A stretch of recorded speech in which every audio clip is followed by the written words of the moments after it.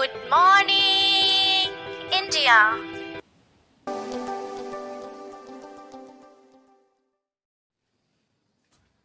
Hello everyone, कैसे हैं आप सब।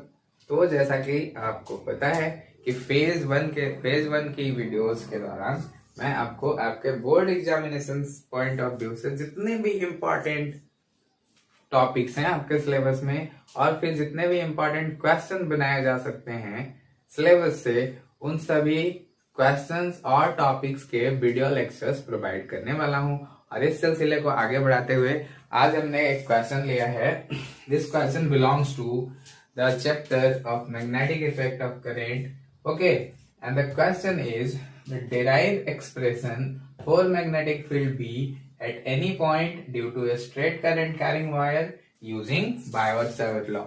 Okay, so इसी क्वेश्चन को पूछने का दूसरा तरीका ये हो सकता है बच्चों कि prove that magnetic field produces by a straight current carrying conductor at any point is B is equal to mu naught I by 4 pi d sin theta 1 plus sin theta 2। तो ये क्वेश्चन इन दो तरीकों से पूछा जा सकता है, तो चाहे वो किसी भी वे में पूछे, हम इसको आंसर कैसे करेंगे ये मैं आपको यहाँ पे बताने वाला हूँ। और चलिए शुरू करते हैं। फॉर इंट्रोडक्शन, मैं हूँ Chandradeep and this is the best learning channel Newton गुरु। तो सपोज एक वायर कंसिडर करता हूं मैं जो कि स्ट्रेट वायर है। Suppose this is a straight wire, okay, carrying current I in it, okay, and wire का नाम दे लेते हैं हम लोग और इसका नाम है ए बी। ओके, एक पॉइंट पी है जो स्पेस में सिचुएटेड है। यहाँ पे देखो, point P is situated in space at distance d from wire. This distance is d. This distance is d. ये जो डिस्टेंस है पॉइंट पी का, ये d डिस्टेंस है। और इस पॉइंट पे इस वायर के कारण मैग्नेटिक फील्ड हमें कैलकुलेट करना है यूजिंग बायो-सावर्ट लॉ। ओके, तो मैं सबसे पहले एक डायग्राम बना लेता हूं। एक हमने क्या किया है, एक वायर कंसिडर किया है ए बी, ओके, और एक पॉइंट पी कंसिडर किया है स्पेस में जो कि इस वायर के अराउंड है, ठीक है। और इस वायर के कारण पॉइंट पी पे मैग्नेटिक फील्ड कैलकुलेट करने वाले हैं। देखिए क्या करेंगे। पहली बार देखिए, ये है पॉइंट पी और ये है point B. This point is point A. मैं इस पॉइंट बी को पॉइंट ए से पी से मिलाता हूं। सपोज पॉइंट बी को पॉइंट पी से मिलाते हैं and this angle is suppose theta 2, okay, and this angle is theta 1. Suppose this angle is theta 1, this angle is theta 1। दो पॉइंट्स हैं, इनको डॉटेड लाइन से बनाते हैं हम इन लाइंस को।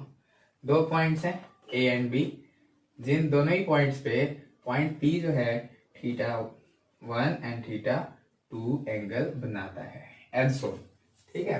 इस वायर में कितने करंट फ्लो हो रही है, आई। अब मैं क्या करता हूं बच्चों, जैसा कि बायो-सावर्ट लॉ में हमने बताया था आपको कि बायो-सावर्ट लॉ अप्लाई करने के लिए पहले क्या कंसीडर करना होता है, एक करंट एलिमेंट, फिर करंट एलिमेंट से पॉइंट के बीच का एंगल डिसाइड करते हैं, फिर उसकी दूरी डिसाइड करते हैं और फिर बायो-सावर्ट लॉ को अप्लाई करते हैं, ठीक है।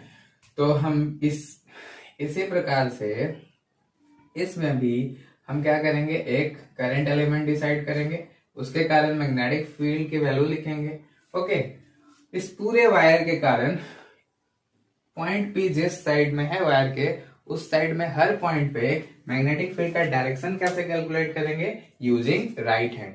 राइट हैंड स्ट्रेट वायर के केस में राइट हैंड के थंब को करंट के डायरेक्शन में रखते हैं and the curl of remaining fingers, मतलब keep the thumb of right hand in the direction of current in case of straight wire, okay, then curl of remaining fingers points the direction of magnetic field। तो देखिए upward direction में है current और curl जब हम बना रहे हैं पॉइंट पी की तरफ, तो क्या इसका डायरेक्शन क्या आ रहा है, क्रॉस डायरेक्शन आ रहा है। Suppose this direction is cross, यानी कि क्रॉस डायरेक्शन किसे कहते हैं, perpendicular to the plane, inward, ठीक है। चलिए अब मैं क्या करता हूँ, सपोज ये पॉइंट का नाम हम क्यू दे देते हैं, ठीक है। तो पॉइंट क्यू से x distance below, point Q से x डिस्टेंस बिलो मैं एक dx विड्थ का एलिमेंट कंसीडर करता हूँ, ठीक है। x distance below dx width का एलिमेंट कंसीडर किया गया है। देखिए आप गौर से, इसको मैं थोड़ा और दूर बना लेता हूं ताकि आसानी से दिख पाइए कैमरा में।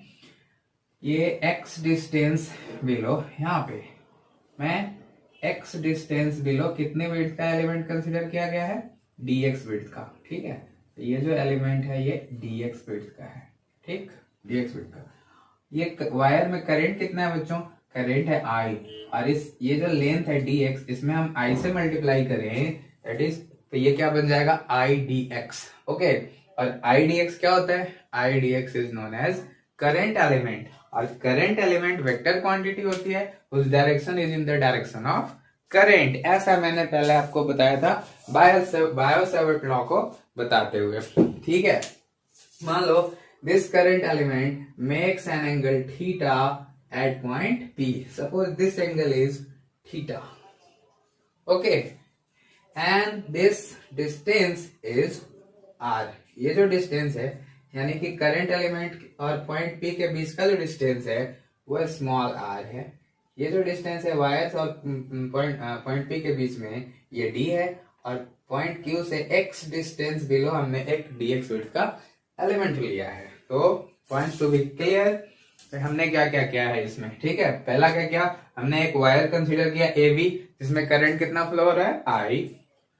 एक पॉइंट P सिचुएटेड है स्पेस में, जो कि d डिस्टेंस पे है वायर से, वहां पे हमें क्या करना है, मैग्नेटिक फील्ड कैलकुलेट करना है बायो-सैवर्ट लॉ का यूज करके। और बायो-सैवर्ट लॉ को अप्लाई करने के लिए हमें क्या करना होता है बच्चों, हमने बायो-सैवर्ट लॉ में पढ़ा इसको कि एक करंट एलिमेंट कंसीडर करिए, करंट एलिमेंट से पॉइंट कितना एंगल बना रहा है वो डिसाइड करिए, और फिर वो कितना डिस्टेंस पे है, पॉइंट जिस पॉइंट पे हमें मैग्नेटिक फील्ड कैलकुलेट करना है वो कितना डिस्टेंस पे है करंट एलिमेंट से वो डिसाइड करिए, और फिर फाइनली बायो-सैवर्ट लॉ अप्लाई करिए। तो हमने यहाँ सारा चीज किया हुआ है वैसा ही, ओके। नाउ अब हम बायो-सैवर्ट लॉ अप्लाई करेंगे और मैग्नेटिक फील्ड कैलकुलेट करेंगे। मैं इसे मिटाता हूं क्योंकि इस स्पेस में ही हम मैग्नेटिक फील्ड कैलकुलेट करने वाले हैं, ठीक है। अब देखो अकॉर्डिंग टू बायो-सैवर्ट लॉ क्या होगा, अकॉर्डिंग टू बायो-सैवर्ट लॉ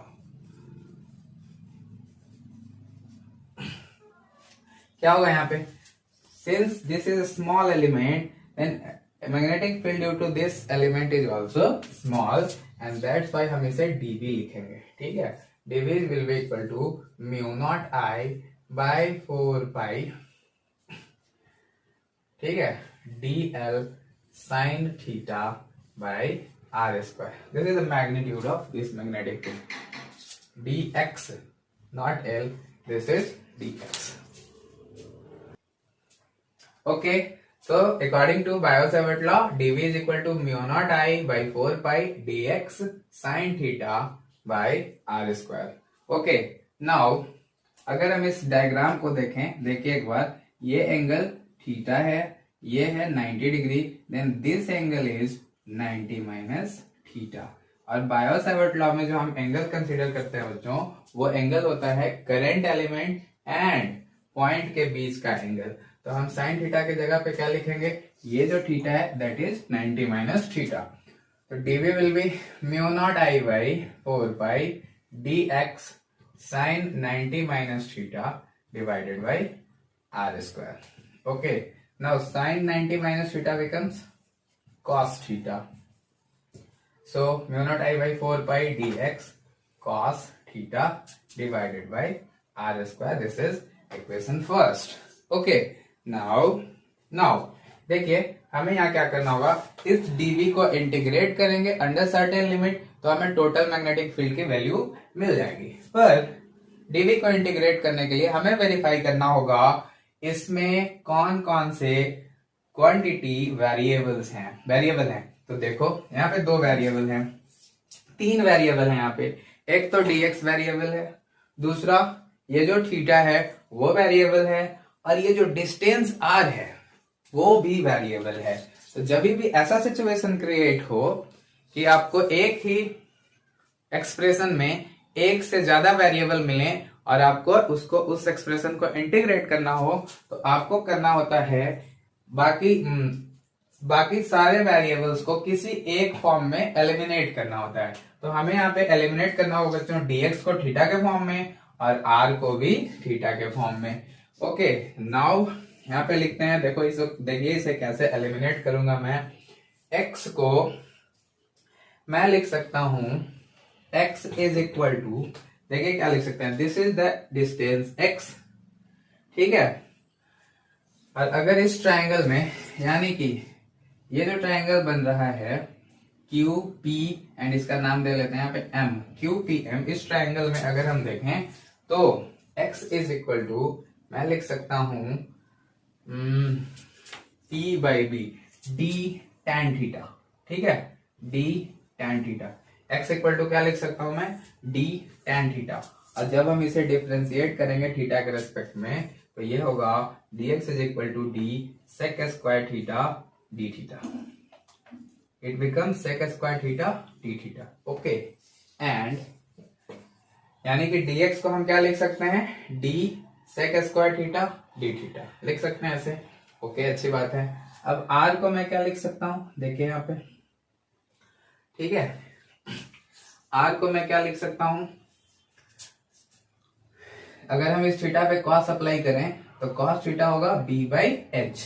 तो हम लिख सकते हैं यहाँ पे cos theta is equal to d by r, ठीक है, that is r is equal to d by cos theta which is r is equal to d sec theta. Okay, this is equation first.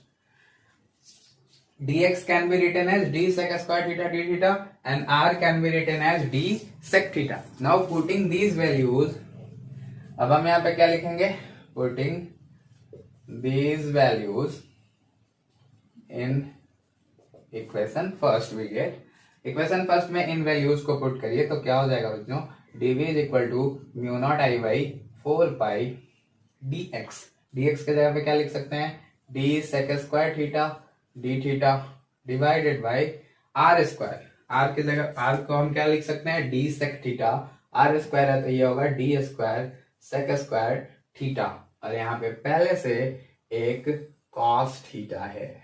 Okay, अब जो यहाँ पे eliminate हो रही है उन्हें एलिमिनेट करिए, sec square theta sec square theta eliminate होगा, डी को कट कर जाएगा, ठीक है।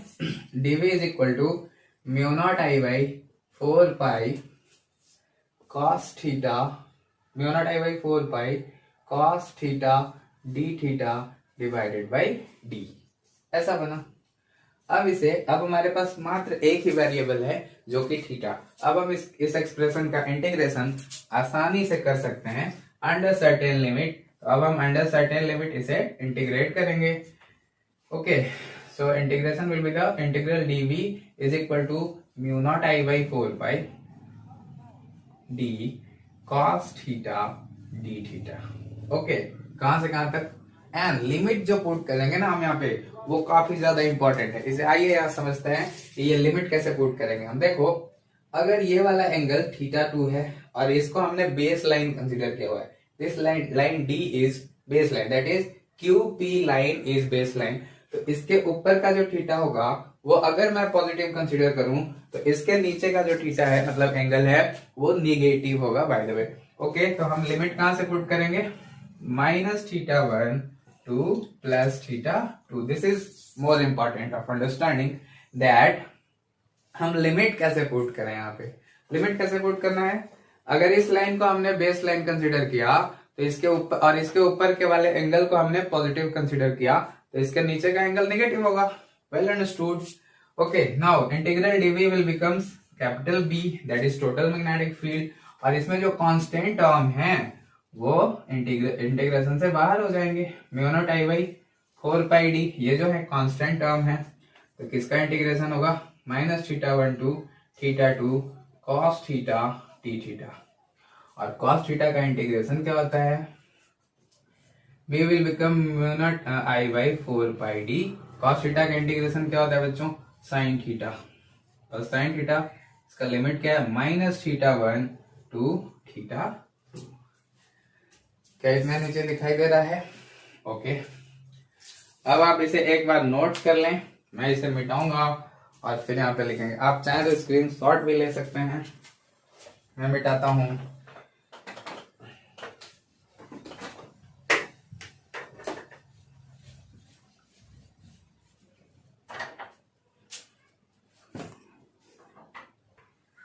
Okay, now the calculation is b is equal to, इतना पे दिख रहा है, दिख रहा है, अच्छी बात है, mu not I by 4πd sin θ2 minus of sin -θ1, ठीक है, ऐसा कुछ होगा।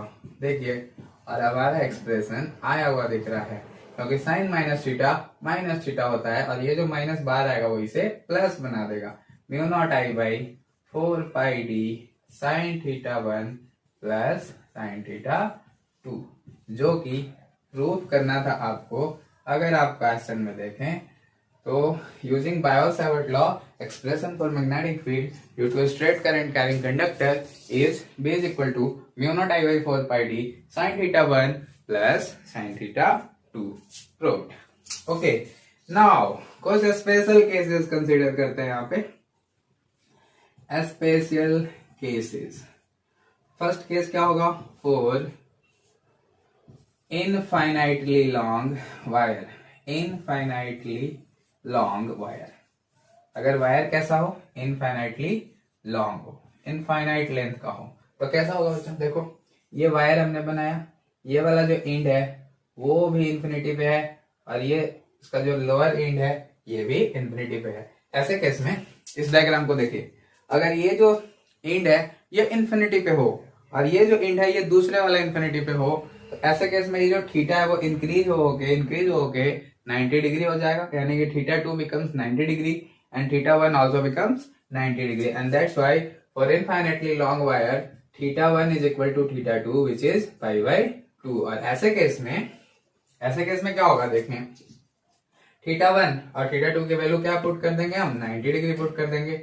Mu naught I by 4πd sin π/2 plus sin π/2, ऐसा पुट करेंगे। sin π/2 की वैल्यू कितनी होती है, 1 होती है, तो ये कितना बन जाएगा, म्यू नॉट बाई 4πd, ठीक है, और आप यहाँ पे इसको लिख सकते हैं 2i। कुछ बुक्स में एक्सप्रेशन ऐसा लिखा हुआ देता है, लेकिन अगर आप इसे और ज्यादा सोल्व करें तो 2 4 को कट करेगा 2 बार में, और ये ऐसा भी बन जाएगा, जो कि इनफाइनाइटली लॉन्ग वायर के लिए हमने एम्पियर सर्किट लॉ यूज करके बनाया था। एंड b विल बिकम्स 2 से 4 कटेगा 2 बार में, तो mu naught I by 2πd। Okay, this is the expression for infinitely long current carrying conductor. Now अगर ऐसा कंडीशन ना हो, अगर दूसरा केस लेते हैं, अब दूसरा केस लेते हैं, case 2 is at one end of, यानी कि magnetic field at one end of infinitely long wire, infinitely long wire, ठीक है। क्या होगा, इसका डायग्राम कैसा बनेगा, देखिए,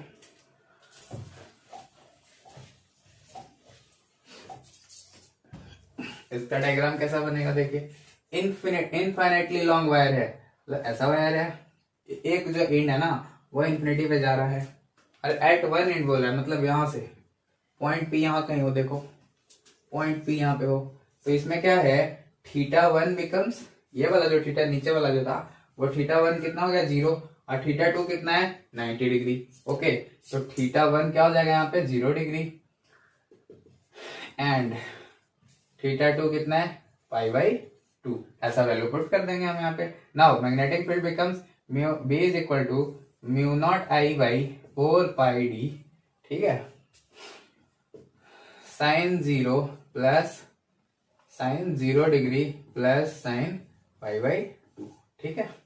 अब क्या बचेगा यहाँ पे, b is equal to mu not I by 4πd sin pi by 2 1 होता है। तो ये इसका हो गया वैल्यू, ठीक है।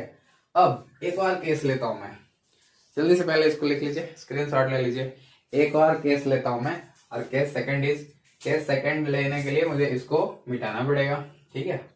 इस वाले का स्क्रीनशॉट लीजिए, मैं इसे मिटाता हूं। And the second case is, sorry third case is, second case तो ले ही चुके हैं, तो अब का थर्ड केस जो है वो एक्सियल पॉइंट पे लेते हैं। Axial points on axial points of wire. Axial point मतलब देखो एक्सियल पॉइंट कौन सा है, suppose this is wire A B, suppose this is wire A B, तो इसके एक्सियल पॉइंट्स इधर कहीं हो सकते हैं या एक्सियल पॉइंट इधर कहीं हो सकते हैं। समझ आ रहा है क्या बोल रहा हूं? इसके ही एक्सियल पॉइंट पे, मतलब यहां या यहां, इसमें वायर जा रहा है। अब देखो अगर मान लो पॉइंट पी यहां है, तो इसके लिए θ1 यानी कि पहले वाले एंड को मिलाने वाला एंगल 0, दूसरे वाले एंड को मिलाने वाला कॉन्साइड करेगा लाइन इसी पे, तो दोनों ही एंगल कितनी हो गई, 0 हो गई। That is θ1 is equal to θ2 which is 0 degree. तो ऐसे केस में क्या होगा बच्चों, magnetic field is equal to μ0I by 4 pi sin θ1 plus sin θ2। Okay, तो B becomes μ0I by 4 pi sin 0 plus sin 0। Okay, that is B finally becomes 0। और ऐसे ही axial point of current carrying wire पे magnetic field हमेशा 0 होता है। चलिए, ये टॉपिक में आपको प्रूविंग के लिए इतना ही क्वेश्चन पूछा जा सकता है। और ये हमारी जो वीडियो होने वाली है अभी, वो मैंने पहले ही बताया कि 20 to 25 मिनट और 20 to 30 मिनट का ही होने वाला है। 20 मिनट कंप्लीट हो गया है, एक टॉपिक कंप्लीट हो गया है।